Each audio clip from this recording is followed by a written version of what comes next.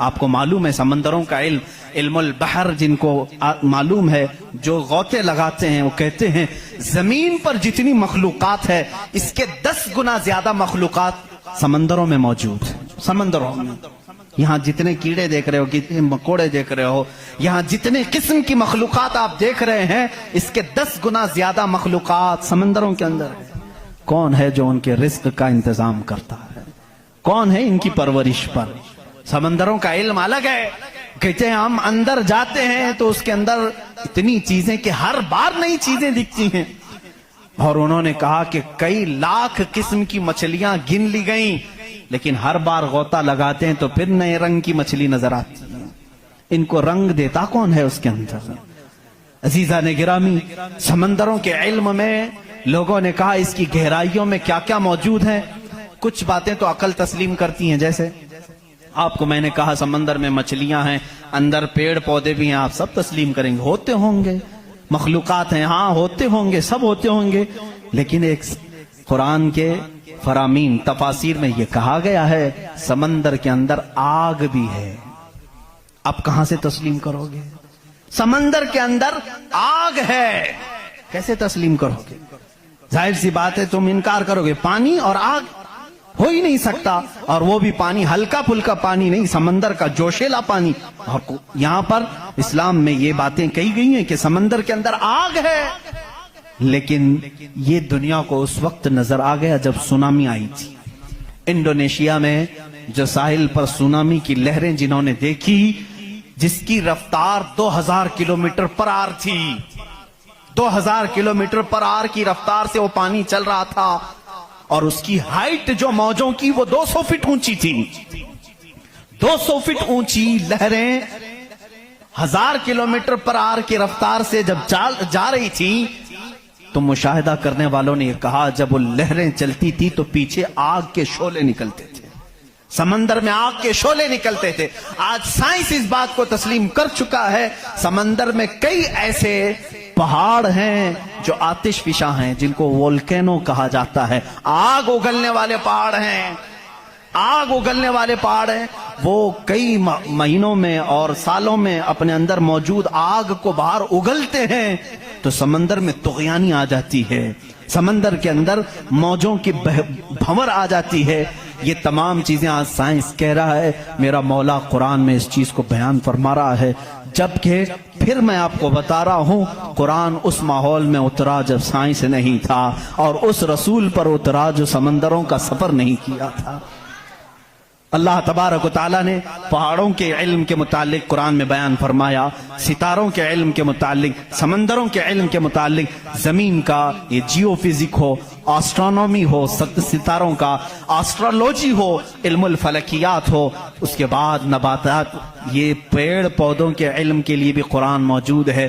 اللہ رب العزت ان کے متعلق بھی فرما رہا ہے، ان کے جوڑ بنائے گئے۔ آج دنیا یہ کہہ رہی ہے کہ ایک پیڑ کو دوسرے پیڑ سے لگاتے ہیں تو پھل اچھے آتے ہیں، پھل اچھے آتے ہیں، یہ حدیث پاک میں ملتا ہے۔ مدینہ طیبہ میں کلمی کرتے تھے صحابہ اس وقت کھجوروں کی۔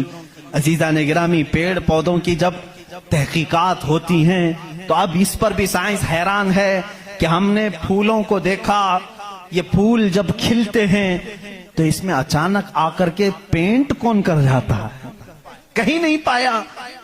ان پودوں کو اور ان پھولوں کو کون رنگ دیتا ہے؟ بلکہ حد تو یہ ہے میرے عزیزو، اس کی سب سے بڑی چیز یہ نشانیوں میں سے یہ بھی ہے کہ پیڑ پودوں کو تم لہلہاتے ہوئے آج دیکھتے ہو، ان کی پیدائش پر کیا تم نے غور و فکر نہیں کیا؟ یہ کیسے پیدا ہوتے ہیں، کیسے نکلتے ہیں؟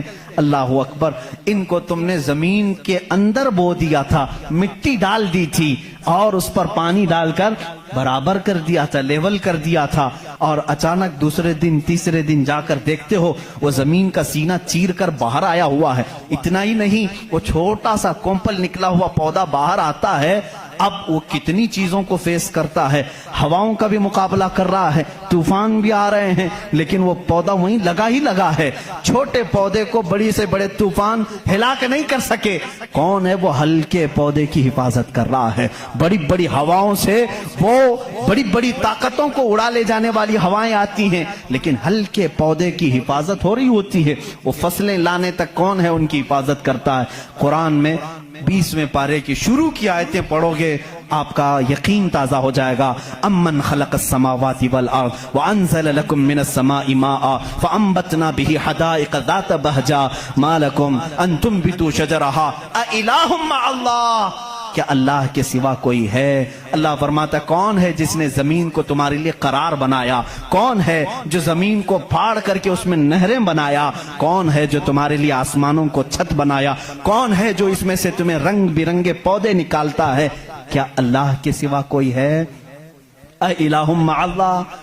اس طرح کی 5 آیتیں جس میں سوال ہے اے الہ مع اللہ, کیا اللہ کے سوا کوئی ہے؟ اب میرے عزیزو, میں نے آسمانوں کی بات کی, زمینوں کی بات کی, گیلیکسی کی بات کی, پیڑ پودوں کی بات کی, سمندروں کی بات کی, بلکہ میں نے تمہارے ذات کی بھی بات کی. تمہارے جسم میں موجود ہر عضو, ہر پارٹ اللہ کی نشانی ہے, اللہ کی نشانی ہے. تم میں سے کوئی بھی ایک عضو دوسرا ڈپلیکیٹ بنا نہیں سکتا. بنے گا تو صاف نظر بھی آئے گا. آنکھ چاہے تو بکرے کی لگا لو, لیکن دکھائی کچھ بھی نہیں دے گا. اس آنکھ کے اندر جو چیز موجود ہے وہ دوسرا اس کی کاپی کر نہیں سکتا. روبوٹ تو بہت بنا لیے, لیکن جینے والا, فیلنگ رکھنے والا انسان دوسرا تخلیق نہیں کیا جا سکا. بلکہ وہ قرآن میں اللہ چیلنج کر رہا ہے, تم تو انسانوں کے ابھی یہ کہہ رہے ہیں کہ جنین بنائے جا رہے ہیں, یعنی ہم ڈپلیکیٹ انسان بنانے کی کوشش کر رہے ہیں, یہودی اس پر ریسرچ کر رہے ہیں, لیکن مولا تو فرما رہا ہے کہ یہ ایک مکھی بھی بنا نہیں سکیں گے. 17ویں پارے کا آخری صفحہ ہے جس میں رب تبارک و تعالیٰ فرماتا ہے کہ لن يخلقوا ذبابا ولو اجتمعوا له, یہ سارے کے سارے مل کر کے ایک مکھی نہیں بنا سکیں گے. ضعف الطالب والمطلوب, یہ کتنے ہی کمزور قسم کے لوگ ہیں جو دوسری تخلیق کی بات کر رہے ہیں. اسی لیے میرے عزیز ہو, جب کوئی بنا نہیں سکتا, اسی لیے اسلام نے کہا اپنے ہاتھوں سے بھی کوئی جسم نہ بناؤ, اس لیے کہ تم خدا بننے کی کوشش کر رہے ہو. بنانا کسی کے جسم کو صرف کام ہے, اللہ کا کام ہے. اپنے ہاتھوں سے کوئی چیز تعمیر, یعنی شکل و صورت والی کوئی بھی چیز نہ بناؤ جو اللہ کی تخلیق ہے. ایسی چیزیں جس میں جان ہے, جو چلتی پھرتی ہیں, ان چیزوں کو بنانے کے لیے منع اسلام نے اسی لیے کیا کہ تم قدرت کی تشبیہ چاہتے ہو, اللہ رب العزت کی برابری کرنا چاہتے ہو, تم سے یہ ممکن بھی نہیں ہو سکے گا. دیکھتے ہو آج ہمارے ہاں ناٹک ہے, ہمارے ہاں لوگوں کا انت وشواس ہم دیکھ رہے ہیں. بے وقوفی کی حد ہو گئی, حد ہو گئی آج بھی کہ لوگ اپنے ہاتھوں سے جس کو بنائے. میں آپ کو بناؤں, خدا کون ہے, تمہارا یقین کیا ہونا چاہیے اور دنیا کیا چاہتی ہے. میں سب کو کھلے عام میسج دے رہا ہوں, سب کے لیے. کچھ لوگ یہ سمجھتے ہیں ہم کو خدا بنانا پڑے گا, پیسے لانا پڑے گا, بنا نہیں سکتے تو مارکیٹ میں جانا پڑے گا, لال پیلا کالا نیلا خدا خرید کر کے لانا پڑے گا, اور اس کے ہاتھ بھی ہوں گے, 4 ہوں گے کہ 5 ہوں گے کہ 6 ہوں گے, ایسے ہاتھوں والا ہم کو لانا پڑے گا. کیسے؟ ارے وہ خدا چل کے بھی نہیں آئے گا, اس کو اٹھا کر کے لانا پڑے گا. بیٹھے گا خود نہیں, بٹھانا پڑے گا. سوئے گا خود نہیں, سلانا پڑے گا. اور اٹھے گا بھی خود نہیں, اٹھانا پڑے گا. اور اسے وہ ڈوبے گا بھی خود نہیں, ڈبانا پڑے گا. ٹوٹے گا بھی خود نہیں, توڑنا پڑے گا. کھائے گا کچھ نہیں, اسے زبردستی کھلانا پڑے گا. لوگوں کو دکھانے کے لیے. لوگوں نے اگر اپنے دماغ سے اس کو خدا سمجھا ہے تو میں کہتا ہوں مسلمان کا عقیدہ یہ ہے, میں مجبور ہوں, میں اگر نہیں سو سکتا تو وہ سلاتا ہے, میں اگر اٹھ نہیں سکتا تو وہ اٹھاتا ہے. میں خدا کو اٹھاتا نہیں, میں خدا کو بٹھاتا نہیں, بلکہ میرا عقیدہ یہ ہے خدا مجھے بٹھاتا ہے, خدا مجھے چلاتا ہے, خدا مجھے سلاتا ہے, خدا مجھے کھلاتا ہے, خدا مجھے پلاتا ہے. جب مجھے بھوک لگے تو وہ کھلاتا ہے, جب میں ننگا ہوں تو وہ پہناتا ہے, جب میری جان چلی جائے تو وہ میرا حساب کرتا ہے. ہم اس خدا کی تسلیم, اس خدا کا عقیدہ رکھتے ہیں کہ ہم محتاج ہیں, وہ مالک و مختار ہے. عقیدہ یہ ہو اپنے ہاتھوں سے بنائی ہوئی چیز کو، ارے تمہیں تو فخر کرنا چاہیے. اے آج تو خدا بنا بیٹھا ہے، اس کو فخر سے دیکھو، کہو ارے تو کیا خدا ہے، میں ہی تو بنایا ہوں تجھے. کبھی بنانے والا یہ کہہ سکتا ہے نا. اور کوئی آ کر کے سارے لوگ عبادت کر رہے ہوں، کوئی آ کر کے سامنے کہہ دیا سارے بھکتوں کے پاس کہ تم اس کو خدا کہہ رہے ہو، میں تو لاتوں سے گوندھ کے بنایا تھا اس کو، میں تو اپنے ہاتھوں سے اس کو بنایا، تو عزت کیا رہے گی. اسی لیے آپ نے دیکھا اسلام کا عقیدہ وحدانیت یہ ہے، عقیدہ خدا یہ ہے کہ ہم نے آج تک کروڑوں مسجدیں ہیں، کبھی ہم نے خدا کی جسم تو دور کی بات ہے، کوئی شکل اور تصویر بھی مسجدوں میں نہیں رکھی. کیوں؟ اس لیے کہ اگر تصویر لگے گی کہیں خدا کی تو ہم اس کو خدا تسلیم ہی نہیں کرتے، کیونکہ خدا وہ ہے جو کسی کی آنکھ میں آ نہیں سکتا، اور اگر کسی کی آنکھ میں آ گیا تو وہ خدا ہو نہیں سکتا. جو آنکھ میں آ گیا وہ خدا ہو نہیں سکتا. صرف اور صرف دنیا میں اسلام وہ ہے جو بغیر دیکھے اس کی بارگاہ میں جھک جاتا ہے. دنیا سامنے دیکھ کر کے جھکتی ہے اور مومن بغیر دیکھے اس کے سامنے جھکتا ہے. یہی تمہاری سب سے بڑی صفت ہے ایمان والو، جو قرآن کہتا ہے یؤمنون بالغیب، یہ وہ بندے ہیں جو غیب پر ایمان لاتے ہیں. اب یہاں آخری بات میں کرنے آتا ہوں، میرا وقت طویل ہو گیا. اے مولا تیری نشانیاں بہت ہیں، آسمان تو نے بنایا، زمین تو نے بنایا، ستارے تیرے ہیں، سمندروں کا علم تو نے انسانوں کو دیا، سب کچھ تو نے بنایا.